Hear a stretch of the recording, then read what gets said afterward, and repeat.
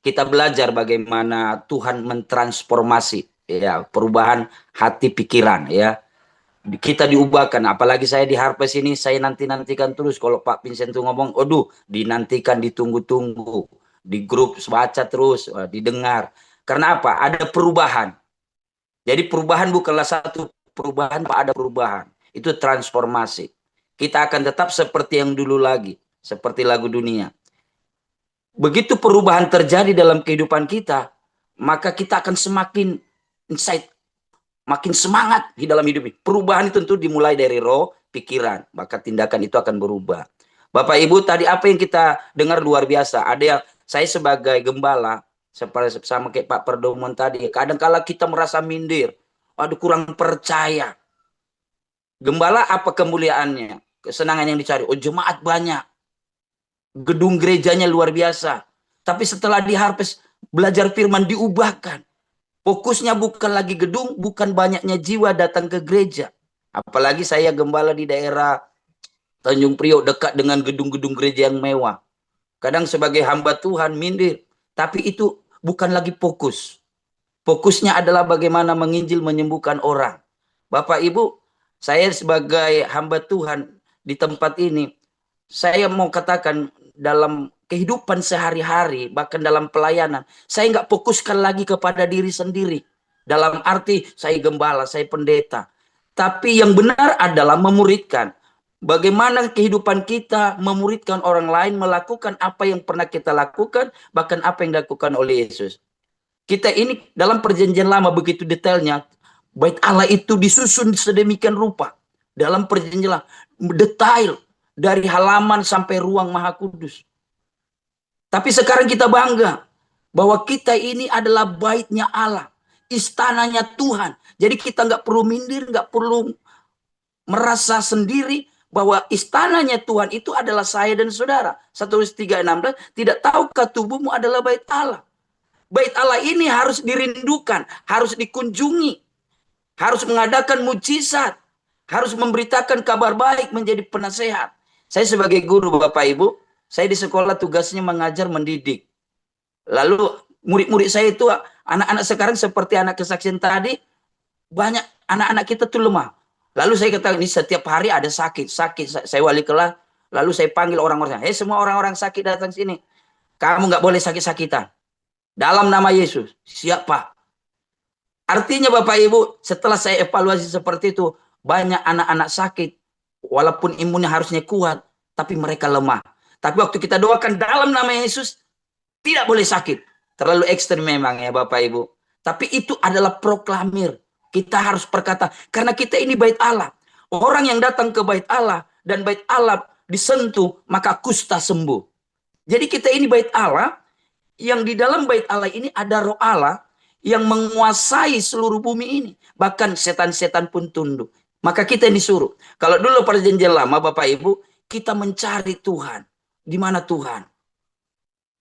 Saya ulangi Bapak Ibu, kalau tiang awan berjalan kita berjalan. Tapi berubah di perjanjian, kita yang harus melangkah. Karena kita lah bait Allah. Saya tidak menunggukan lagi pendeta A, B, C, dan D. Saya tidak pergi ke gereja A, B, dan C lagi. Tetapi orang yang percaya kepada Tuhan di dalam dirinya ada kuasa, ada urapan, ada hikmah, ada mujizat. Kita ini penasehat ajaib. Dalam tanda kutip, dalam Musa itu Allahnya orang Firaun zaman itu. Dia disebut Allah. Kita ini sebenarnya Allah atau murid Yesus atau warisan dari Yesus ada pada kita. Di sekolah saya punya kepala sekolah. Waduh, dia otoriter. Lalu ada guru biasa, dia ngamuk masuk ke ruang kepala, kami lagi rapat. Dia masuk, dia tuduh-tuduh. Kau bapak gitu. Langsung saya berdiri. Saya nggak nunggu A si B. Saya langsung damai. Dalam nama Yesus diam. Saya bawa keluar. Saya membawa perdamaian di tengah keributan. Jadi kita bait Allah ini luar biasa. Apalagi di tempat saya ini, Pak Vincent sudah pernah datang di sini. Bapak Ibu, tempat saya. Di tempat saya ini senggol bacok. Dalam arti apa Bapak Ibu? Kekerasan. Curi motor. Tapi waktu saya datang Bapak Ibu, hadir, mereka takut.